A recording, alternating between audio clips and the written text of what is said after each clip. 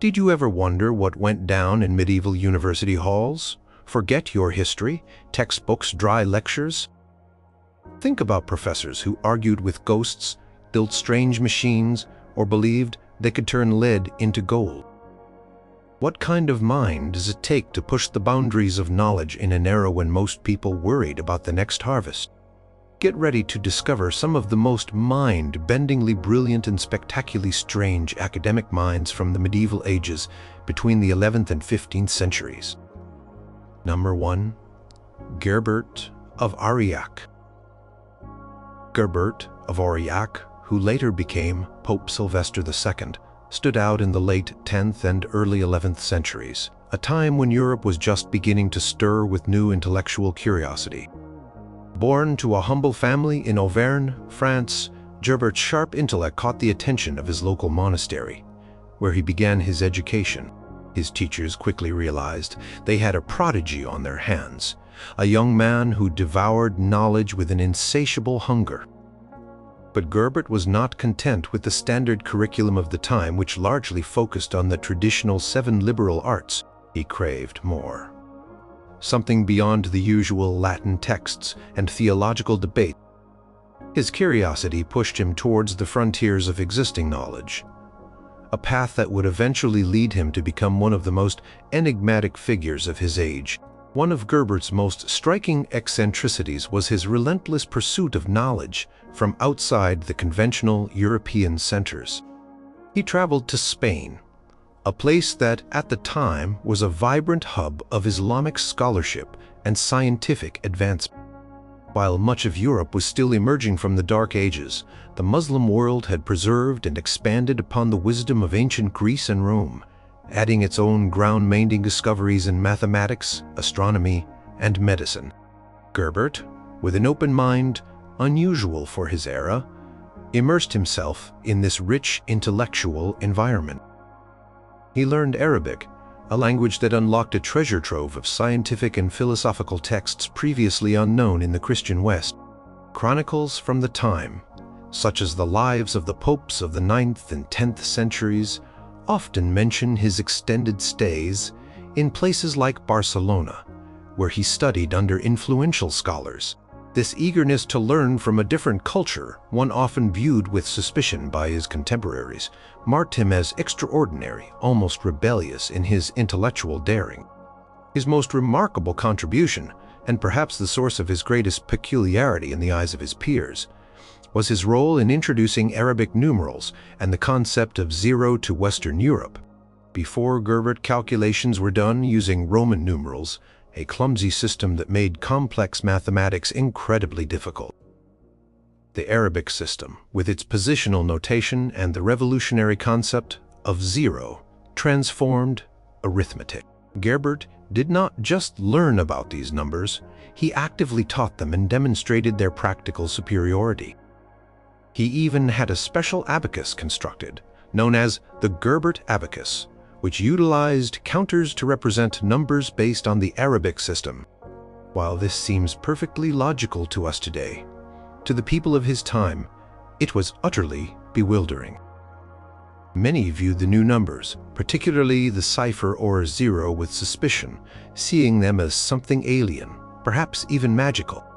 The very idea of a symbol representing nothing was profound and unsettling to minds accustomed to a concrete, tangible world. Contemporary accounts from writers like Richer of Reims, a student of Gerbert's, describe his teacher's innovative use of these numerals and the profound impact it had on his students, though it often baffled those outside his immediate circle. This fascination with new mathematical systems extended to his other intellectual pursuits, particularly astronomy. Gerbert built complex astronomical instruments, including armillary spheres and celestial globes, which were incredibly sophisticated for the period.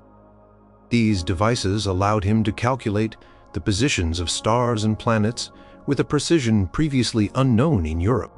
He even constructed a working clock, a truly marvel at a time when accurate timekeeping was rudimentary. Construction of such intricate mechanical devices, combined with his mastery of foreign mathematics, led to widespread rumors about his abilities. People whispered that he was a sorcerer, that he had made a pact with the devil, or that he possessed magical powers. The very brilliance of his scientific mind was perceived as something supernatural. The Chronicle of Adhemar de Shabam, for instance, recounts the widespread belief that Gerbert had a brazen head that could answer any question, a clear sign of the popular imagination conflating his genius with dark arts. Gerbert's unconventional methods were not limited to science. His approach to education was also strikingly modern for the time.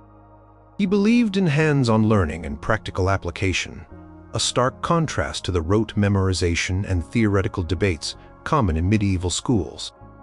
He encouraged his students to experiment, to observe, and to question, fostering a spirit of inquiry that was remarkably forward-thinking. His school at Reims, where he served as archbishop, became a beacon of learning, attracting students from all over Europe who sought his unique brand of instruction. His reputation grew, not just as a scholar, but as a maverick whose ideas challenged the intellectual stagnation of his era. Yet, even within academic circles, his innovations were met with a mix of awe and apprehension. The very fact that he dared to teach what many considered pagan or demonic knowledge merely because it was effective set him apart.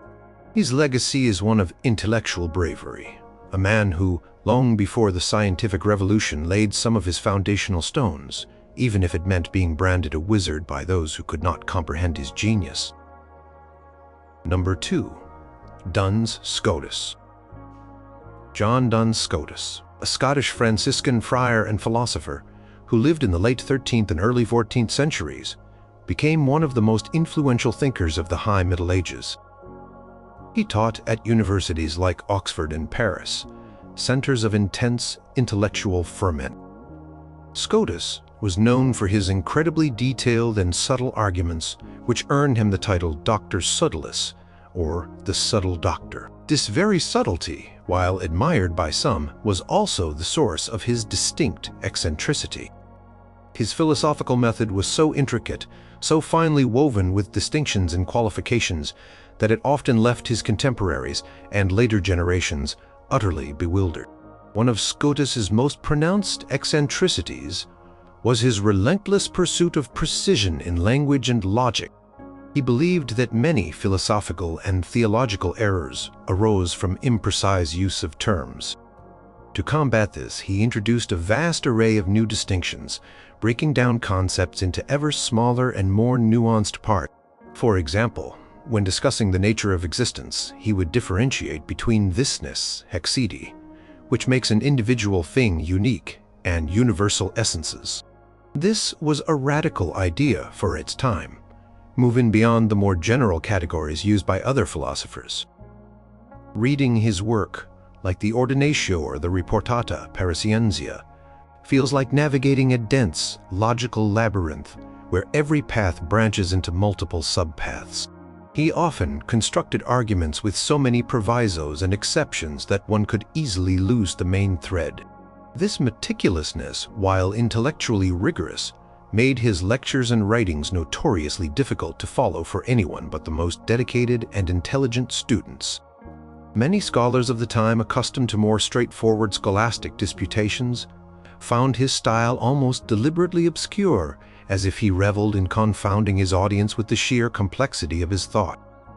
His teaching style was equally peculiar, characterized by endless disputations and the demanding of precise definitions from his students. Scotus would challenge every assumption, pushing his pupils to think beyond conventional wisdom. He would pick apart arguments with surgical precision, revealing hidden flaws and logical inconsistencies that others simply overlooked. Common anecdote, though possibly apocryphal, suggests that his students often left his lectures feeling more confused than enlightened, overwhelmed by the sheer volume of new distinctions and the intricate logical steps required to understand his positions. This intellectual rigor, while intended to sharpen minds, also created a barrier, making his circle of truly understanding followers quite small. Those who opposed his views, and there were many, often dismissed his arguments as mere verbal quibbling, a pointless exercise in semantic hair-splitting. The very word "dunce," in fact, is said to have originated as a derogatory term for his followers who, after the Renaissance, resisted new humanistic ideas, seen as stubbornly clinging to his overly complex, subtle scholastic methods. Scotus also had a unique take on the relationship between faith and reason, an idea that set him apart from many of his contemporaries, including Thomas Aquinas. While Aquinas emphasized the harmony between faith and reason, Scotus stressed the primacy of God's will and the absolute freedom of God. For Scotus, certain truths, particularly about God's nature, could not be fully grasped or proven by human reason alone. They required faith. This led him to arguments that some found almost paradoxical. For example, he argued for the Immaculate Conception of the Virgin Mary, a doctrine not universally accepted at the time, using highly intricate philosophical reasoning that often seemed to defy common sense, relying heavily on the concept of God's absolute power to do anything not logically contradictory. This insistence on the limits of reason, even for the most profound theological questions, was a departure from the prevailing rationalist optimism of the age.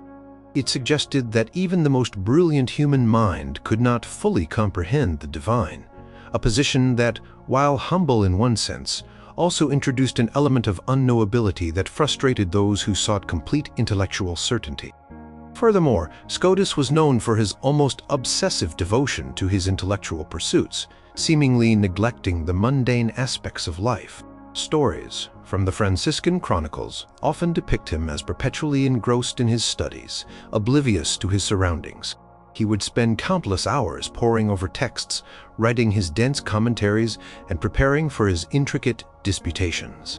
His personal habits, while not explicitly recorded as bizarre, were certainly secondary to his intellectual life. This single-minded focus, common among many great scholars, became an eccentricity in how completely he immersed himself in abstract thought, often to the exclusion of social interaction or even basic comforts. His peers recognized his genius, but also the intense, almost otherworldly dedication that accompanied. He embodied the stereotype of the absent-minded professor, lost in a world of ideas so complex that they barely touched the ground. The sheer intellectual horsepower required to maintain his system of thought, and his insistence on others engaging with it on his terms, solidified his reputation as a truly unique and perhaps maddening academic figure. Number 3. John Wycliffe.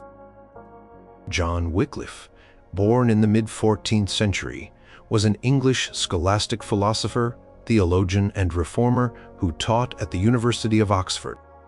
His intellectual journey led him down a path that would eventually challenge the very foundations of the medieval church, earning him both fervent followers and powerful enemies.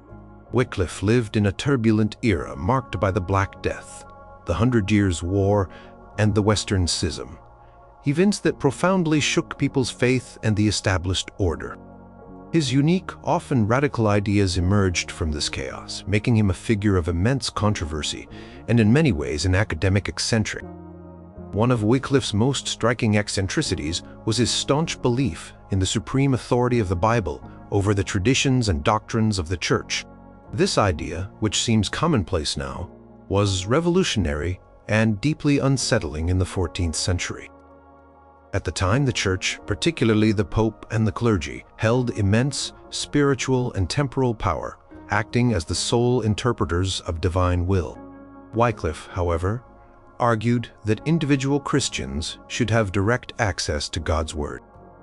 To this end, he championed the translation of the Bible from Latin, the language of the clergy, into English, the language of the common people. This undertaking was monumental and incredibly dangerous. The very act of translating the Bible was seen by many as a direct challenge to the Church's authority, a threat to its control over religious knowledge. Records from the Convocation of Canterbury in 1409 later condemned his Bible translations, viewing them as heretical and dangerous.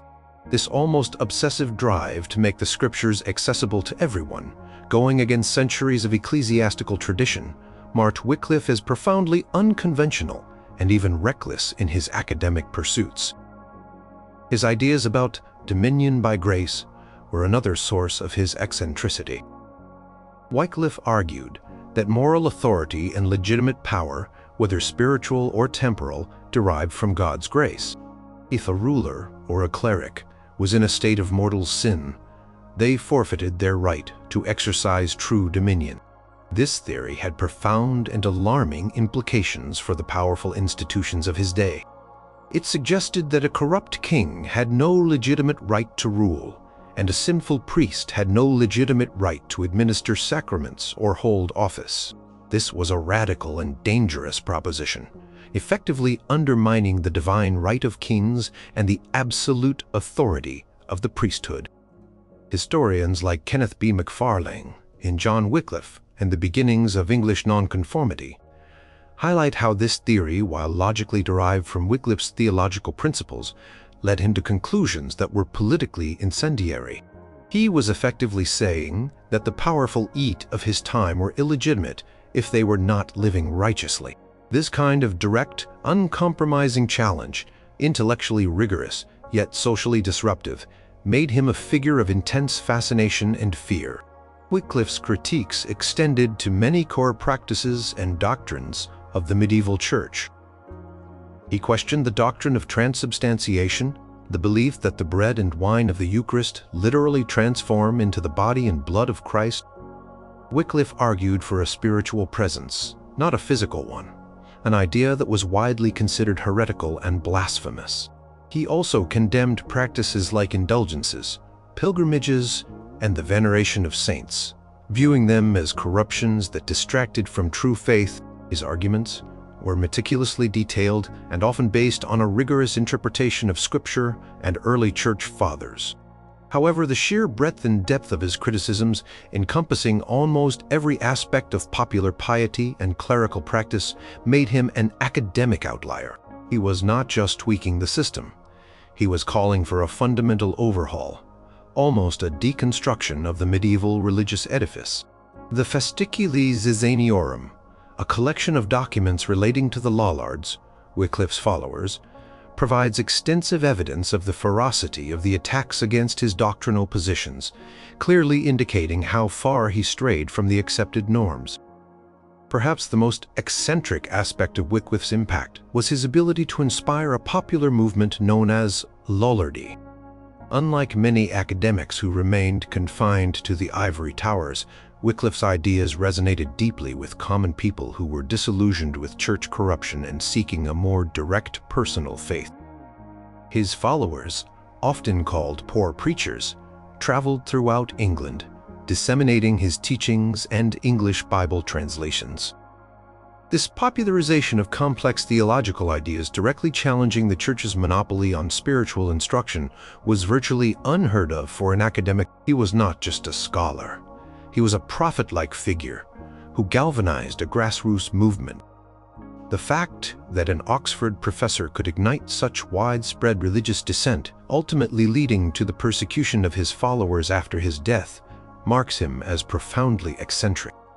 He refused to compromise his intellectual and spiritual convictions, even when facing condemnation and potential execution. His unwavering commitment to what he believed was divine truth, regardless of the consequences, truly set him apart. Number 4. Ramon Llull. Ramon Llull, a Catalan philosopher, theologian, and missionary who lived in the late 13th and early 14th centuries, was arguably one of the most eccentric figures of the medieval period. Born on the island of Majorca, he initially led a life of a troubadour and courtier, pursuing romantic and poetic interests. However, a series of profound mystical visions drastically altered his path, leading him to dedicate his life to God and the conversion of non-Christians, particularly Muslims, through intellectual argument.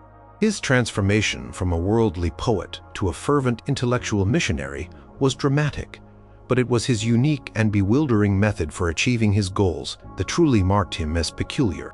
Llull's greatest eccentricity was his creation of the Ars Magna, the Great Art, a complex system of logical and philosophical wheels, diagrams, and figures designed to deduce all possible truths. He believed that by combining fundamental concepts and principles, like goodness, greatness, duration, power, wisdom, will, virtue, truth, and glory, in every possible permutation, one could arrive at irrefutable arguments for the Christian faith. The Ars Magna involved rotating concentric circles inscribed with these concepts, literally generating billions of combinations. Law envisioned this as a universal logic machine, a scientific tool that would allow anyone, regardless of their background, to understand and accept Christian truth. This was not just a philosophical concept. He literally built these devices, diagrams and tables, instructing his students on how to use them. Descriptions from Lull's own Ars Generalis Ultima and other treatises show detailed instructions for operating these complex, almost mechanical, logical devices. The idea that one could mechanize the process of truth discovery and convert people through an elaborate system of wheels was utterly baffling to many of his contemporaries. It seemed like a fantastical, almost obsessive attempt to reduce the mysteries of faith to a formulaic, logical process. Another peculiar aspect of Lull's character was his almost fanatical devotion to learning languages and establishing missionary colleges. He recognized that intellectual dialogue with other faiths required a deep understanding of their languages and cultures. He tirelessly advocated for the creation of missionary schools, where future evangelists could learn Arabic, Hebrew, and other languages. He himself learned Arabic, composing many works in it, including his famous Book of the Gentile and the Three Wise Men, which presents an intellectual debate between a Christian, a Jew, and a Muslim without prior knowledge of their respective faiths. While admirable, his insistence on this approach, often at great personal cost and despite significant resistance from church authorities who preferred military crusades, was a sign of his unyielding and idiosyncratic vision. He believed that reason, systematically applied through his art, was the ultimate weapon for conversion, not swords. This pacifist, intellectual approach to evangelism, when most people thought in terms of holy wars, made him an academic outlier with a profoundly unusual worldview. Lull's academic career was marked by his relentless travels and his attempts to convince popes, kings, and scholars of the efficacy of his art and his missionary agenda. He journeyed across Europe and North Africa, teaching, debating, and tirelessly presenting his strange, logical machines. He made several attempts to secure official endorsement for his ideas and his proposed missionary colleges, often facing skepticism and outright rejection. His persistence, bordering on stubbornness in the face of widespread incomprehension, speaks volumes about his eccentric conviction. He would spend years laboring on his vast body of work, comprising hundreds of books and treatises, all elaborating on his single overarching art. The sheer volume and repetitive nature of his writings, all stemming from the same core concept, suggest an almost obsessive dedication that went beyond normal academic pursuits. Accounts from his biographers, such as Anthony Bonner's selected works of Raymond Lull, emphasize his lifelong commitment to his unique method even when it brought him little external success or recognition during his lifetime. His personal life also displayed elements of the bizarre. After his conversion, he lived an ascetic life, renouncing his former worldly existence. He even had a vision where Christ appeared to him, urging him to convert Muslims. This deeply personal mystical experience fueled his almost manic determination to realize his grand vision. He was not merely an academic. He was a visionary, a mystic, and a missionary wrapped into one. His single-minded pursuit of a universal method for truth, coupled with his tireless evangelism and his willingness to face danger in Muslim lands — he was reportedly stoned to death in Tunisia — paints a picture of a man driven by a singular, all-consuming, and utterly unique intellectual and spiritual quest. Lull's art, while ultimately not achieving his goal of universal conversion, stands as a monument to one man's profoundly eccentric belief in the power of systematized reason to unlock all truth. Number 5. Robert Grosseteste. Robert Grosseteste, born around 1175, was an English statesman, philosopher, theologian, and scientist who served as Bishop of Lincoln. He taught at Oxford University, becoming one of its most influential early chancellors. Grosseteste was a towering intellectual figure of the 13th century, a polymath whose interests range from biblical studies to optics and mathematics. What made him eccentric, however, was his unusual blend of deep scholastic theology with a groundbreaking, almost modern approach to scientific inquiry, often expressed through strange theoretical models, and a rigorous, almost obsessive, pursuit of empirical observation. One of Grosseteste's most striking eccentricities was his theory of light, which he considered the fundamental creative force in the universe. In his work, De Luce, on light, he proposed that the entire cosmos, from the smallest atom to the farthest star, was created by the expansion of a single point of light. This light, according to Grosseteste, propagated outwards, forming all matter and dimensions. This was a profoundly original, almost cosmological theory that predated modern scientific ideas by centuries. He attempted to explain the entire physical world, including optics and the formation of celestial bodies based on this singular principle of light. While deeply philosophical and theological, his treatise delves into the mathematical properties of light, describing its reflection and refraction with a precision unusual for his time. The very idea of reducing all of creation to a single expanding point of light was a bold, almost mystical leap of intellect, characteristic of his unique blend of science and spirituality. Scholars like C. Crombie in Robert Grosseteste and the Origins of Experimental Science detail how this theory, though speculative, provided a theoretical framework for his extensive work on optics, showing his peculiar ability to merge grand metaphysics. His approach to scientific inquiry was also remarkably peculiar for the medieval period.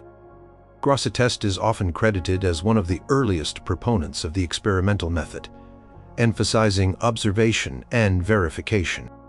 He believed that philosophical arguments alone were insufficient. One must test theories against empirical evidence. For example, in his studies of optics, he conducted experiments with lenses and mirrors, attempting to understand the nature of vision and the properties of light. He described how light behaves when passing through different media, laying some of the groundwork for later optical science. This was not a common practice. Most scholars relied on logical deduction from authoritative texts. Grosseteste, however, advocated for a more hands-on, almost practical engagement with the natural world. This insistence on testing and observing in an age largely dominated by abstract theological debate was a significant departure from the norm.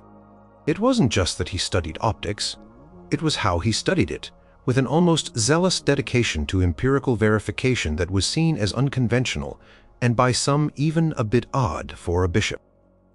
Grosseteste's eccentric academic style extended to his teaching. He encouraged his students to engage directly with Greek and Arabic texts, recognizing that much valuable knowledge was locked away in languages inaccessible to most European scholars. He promoted translations and even had some Greek texts translated himself.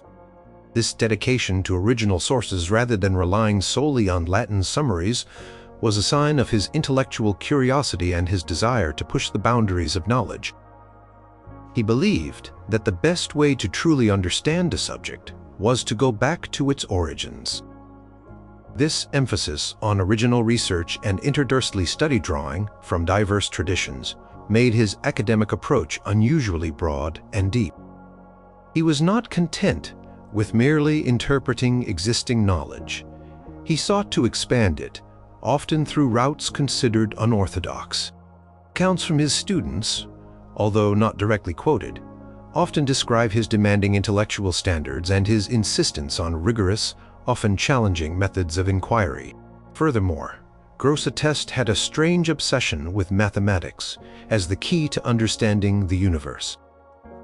He believed that all natural phenomena could ultimately be explained through mathematical principles. For him, geometry and arithmetic were not just abstract subjects, but the very language in which God created the world. This mathematical foundationalism permeated all his scientific and philosophical work. He saw the cosmos as a perfectly ordered, mathematically precise creation. While many medieval scholars admired mathematics, Grosseteste's almost mystical reverence for its explanatory power, seeing it as the ultimate tool for unlocking divine truth, set him apart. He applied mathematical reasoning to fields as diverse as astronomy, optics, and even the natural growth of plants. This comprehensive mathematical vision, while groundbreaking, was also a deeply peculiar aspect of his intellect, pushing him to find mathematical order in places where others saw only chaos or divine mystery. His influence on later figures like Roger Bacon shows how his distinctive, sometimes strange ideas spurred future generations to pursue knowledge in equally unconventional ways. Number 6. Albertus Magnus. Albertus Magnus, also known as Albert the Great, was a German Dominican friar and bishop who lived in the 13th century. He taught at the University of Paris and Cologne, where Thomas Aquinas was among his most famous students. Albertus was a polymath of astonishing breadth, writing extensively on natural philosophy, logic, metaphysics, ethics, and theology. He was known for his tireless efforts to integrate Aristotelian philosophy with Christian doctrine, a monumental task that reshaped medieval thought. However, his peculiar fascination with the natural world, his willingness to engage with Arabic and Jewish scholarship, and his alleged dabbling in the occult often gave him the reputation of being an eccentric, even a magician in the eyes of his contemporaries. One of Albertus Magnus's most pronounced eccentricities was his almost unprecedented dedication to empirical observation of the natural world. While many scholars of his time relied on ancient texts and logical deduction, Albertus spent countless hours observing animals, plants, and minerals. He chronicled his findings in massive encyclopedic works like De Animalibus on animals and De Vegetabilibus on plants, which detailed thousands of species with remarkable accuracy for the era. He would journey into the countryside, collecting specimens, dissecting animals, and recording their habits. This hands-on approach to natural history, almost resembling that of a modern field biologist, was highly unusual for a medieval scholar of his stature. He wasn't just reading about animals, he was actively investigating them. This practical engagement with nature, often seen as beneath the dignity of a contemplative scholar, garnered him the moniker Universal Doctor, but also fueled rumors of his eccentric pursuits. Historians like James A. Weishaupt in Albertus Magnus and the Sciences emphasize how his meticulous observations, often correcting errors found in ancient texts, marked him as a pioneer of empirical science, yet also an oddity among his peers. His willingness to embrace and integrate Arabic and Jewish scientific and philosophical knowledge was another peculiar trait. Albertus was not content with the Latin translations available to him. He sought out original sources and commentaries from Islamic scholars like Avicenna and Averroes, and Jewish thinkers like Maimonides. He recognized the immense intellectual value of these non-Christian traditions, particularly in areas like medicine, astronomy, and natural philosophy. While other scholars might have approached such texts with suspicion, Albertus absorbed their insights, meticulously analyzing and synthesizing them into his own vast body of work. This openness to external knowledge, especially from cultures often viewed as antagonistic, was highly unusual and a testament to his intellectual fearlessness. It made him a unique bridge between different intellectual worlds, but also led to accusations that he was dabbling in forbidden knowledge. The sheer volume of non-Christian sources cited in his works, a feature highlighted by scholars like Richard C. Dales in the scientific achievement of Albertus Magnus, demonstrates his peculiar and broad intellectual appetite, a rarity for his time. Perhaps the most persistent and colorful eccentricity associated with Albertus Magnus was the widespread belief that he practiced alchemy and even created an automaton. Stories circulated that he possessed a brazen head that could speak and answer questions, similar to the legends surrounding Gerbert of Aurillac. Other tales suggested he had constructed a lifelike automaton, a kind of primitive robot, which was so unnerving that his famous student Thomas Aquinas allegedly destroyed it because it was too unsettling. While these stories are largely legendary, stemming from popular imagination, they reflect the perception of Albertus as someone whose intellectual pursuits bordered on the magical. His deep knowledge of minerals, metals, and chemical processes, combined with his experimental approach, led people to believe he had the power to transmute substances. The fact that such stories became firmly attached to his legacy indicates how his unusual methods and profound understanding of the natural world were perceived as supernatural by a public unaccustomed to such scientific rigor. His intellectual curiosity, particularly in areas considered close to the forbidden arts, definitely marked him as a peculiar academic. Finally, Albertus's sheer intellectual output and his almost superhuman capacity for work contributed to his eccentric image. He authored over 30 volumes of work, covering an astonishing range of subjects. He wrote commentaries on almost all of Aristotle's known works, synthesizing them with Christian thought, and also produced original treatises on a bewildering array of topics. His tireless dedication to scholarship, often working long hours and immersing himself completely in his studies, made him a figure of both awe and wonder. His ability to master and contribute to so many disparate fields was extraordinary, almost as if he possessed an encyclopedic mind beyond human limits. The sheer scale of his intellect and his relentless pursuit of knowledge in all its forms cemented his reputation as not just brilliant, but uniquely, almost unnaturally gifted. This relentless pursuit of knowledge, combined with his strange experiments and his open-mindedness, solidified his image as one of the great yet undeniably eccentric minds of the medieval world. Number 7. Roger Bacon. Roger Bacon, an English Franciscan friar and scholar of the 13th century, taught at the University of Oxford and was one of the most intriguing and peculiar figures of his era. Often called Dr. Mirabilis, wonderful teacher, Bacon was ahead of his time in his advocacy for empirical methods and experimental science. However, his intense, often secretive, academic pursuits, his controversial predictions, and his challenging of established authority made him a profoundly eccentric figure, bordering on the radical in a time of rigid scholasticism. One of Bacon's most striking eccentricities was his almost obsessive conviction that mathematics was the fundamental key to all sciences and even to theology. He believed that all knowledge, from physics to philosophy, could and should be expressed in mathematical terms.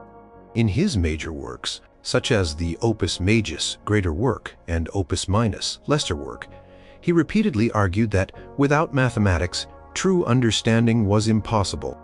This was a radical departure from the prevailing scholastic emphasis on logic and metaphysics as the primary tools of inquiry. Bacon's insistence on mathematical rigor for everything, even seemingly non-mathematical subjects, was seen by many as a peculiar fixation. He argued that the study of Scripture should be based on mathematical principles, and that even the movements of the planets could be precisely predicted through calculation. This almost fanatical belief in the universality of mathematics set him apart, making his approach to knowledge distinctly odd for his time. Contemporary criticisms, as noted in documents like the Franciscan Chronicles, often focused on his strange methods and his insistence on what many considered an overly technical approach to divine and natural matters. His most famous eccentricity, however, was his fervent and often inflammatory advocacy for experimental science, or what he called scientia experimentalis. Bacon argued that knowledge gained purely through logical deduction or reliance on ancient authorities was insufficient. Instead, he championed direct observation and experimentation as the only true path to understanding the natural world. He outlined methods that strikingly resemble the scientific method, describing the importance of carefully controlled experiments, repeated observations, and verification of results. He himself conducted experiments with optics, studying the properties of light, magnification, and the use of lenses. He even described, theoretically, inventions like flying machines, self-propelled boats, and magnifying glasses, which seemed like pure fantasy to his contemporaries.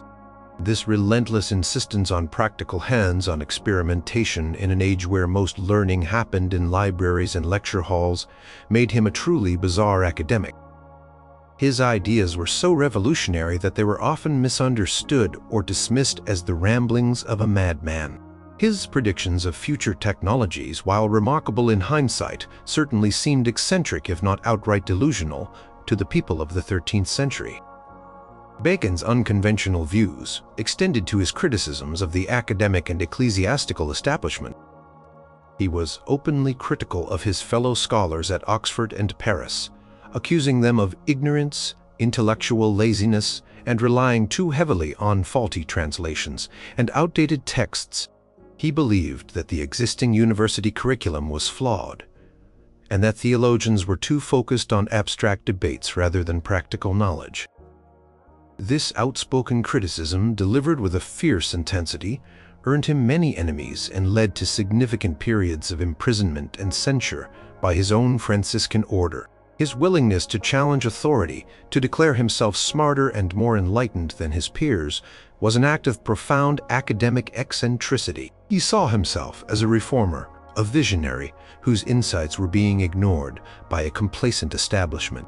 Chronica Majora of Matthew Paris, while not always flattering, provides glimpses into the controversies surrounding Bacon's outspoken views and his struggles with monastic superiors who found his ideas too radical. Furthermore, Bacon was often seen as a secretive and somewhat reclusive figure, preferring to work alone on his experiments and writings. He guarded his knowledge fiercely, often writing in coded language or with obscure references, fearing that his discoveries might be misused or misunderstood. This secrecy, combined with his peculiar experiments and predictions, led to persistent rumors that he practiced magic or alchemy. People whispered that he had dealings with demons or that he possessed forbidden knowledge. While Bacon himself was a devout Christian, his intellectual curiosity pushed him into areas that bordered on the occult in the popular imagination. The very fact that he was willing to pursue knowledge that might lead to accusations of heresy or sorcery, and that he was often imprisoned for his views, takes his unusual and fiercely independent academic spirit. Roger Bacon was a man who truly marched to the beat of his own drum, a brilliant but undeniably eccentric scholar, whose vision far outstripped that of his own time. Number 8. Peter Abelard. Peter Abelard, born in Brittany in the late 11th century, was a French scholastic philosopher, theologian, and logician. He became one of the most celebrated and controversial intellectuals of the High Middle Ages, attracting thousands of students to his lectures in Paris. His brilliance was undeniable, his mind sharp as a razor, but his academic career and personal life were marked by a series of spectacular eccentricities that earned him both immense fame and devastating ruin. One of Abelard's most notorious eccentricities was his unparalleled arrogance and his almost theatrical delight in publicly humiliating his intellectual rivals. He was a master debater, a formidable logician, and he knew it. Abelard relished intellectual combat, actively seeking out established masters and challenging their doctrines with audacious arguments. He would arrive in a city, establish himself, and then proceed to dismantle the prevailing academic consensus with such force and wit that he would often send established professors packing. For instance, he famously challenged his former teacher, William of Champeaux, on the problem of universals, driving William to revise his philosophical position multiple times in public debates. In his autobiographical work, Historia Calamitatum, The Story of My Misfortunes, Abelard himself recounts these intellectual victories with a palpable sense of pride, almost bragging about how he forced his opponents into retreat. This combative, almost aggressive, academic style, bordering on intellectual bullying, was highly unusual. While academic disputes were common, Abelard's sheer audacity and his public dismantling of revered figures made him an academic provocateur, captivating students but infuriating the establishment. His teaching methods, though highly successful in attracting students, were also quite unconventional. Abelard broke away from the traditional deferential mode of instruction, where students simply absorbed the wisdom of their masters. Instead, he embraced a dialectical approach, presenting opposing viewpoints and then critically examining them. His most famous work, Sic et Non, Yes and No, is a collection of conflicting statements from church fathers and other authorities on various theological and philosophical questions presented without resolution. His method was to encourage students to reconcile these contradictions through rigorous logical analysis. While brilliant, this approach was seen by some as dangerous, as it seemed to elevate human reason above divine revelation and traditional authority. It was almost as if he was inviting doubt, rather than instilling certainty. This willingness to expose contradictions and force his students to grapple with unresolved intellectual problems was a peculiar and unsettling pedagogy for the time, pushing the boundaries of acceptable theological inquiry.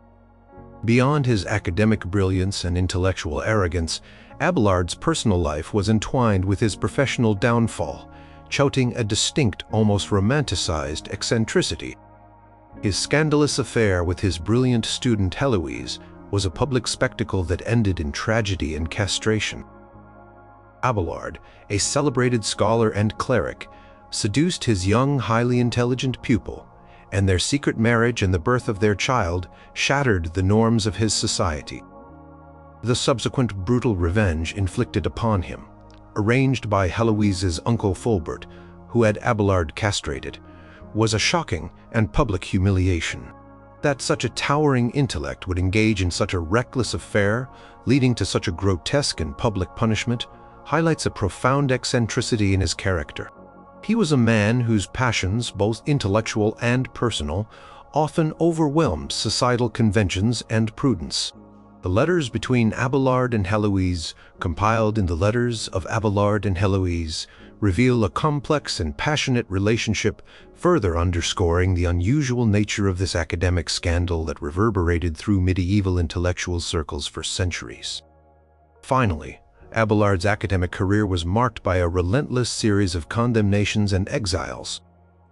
His unconventional theological views, particularly on the Trinity and the nature of evil, drew the ire of powerful figures like Bernard of Clairvaux, who viewed his rationalistic approach as dangerous heresy. He was repeatedly condemned by church councils. His writings burned, and he was forced into monastic seclusion multiple times.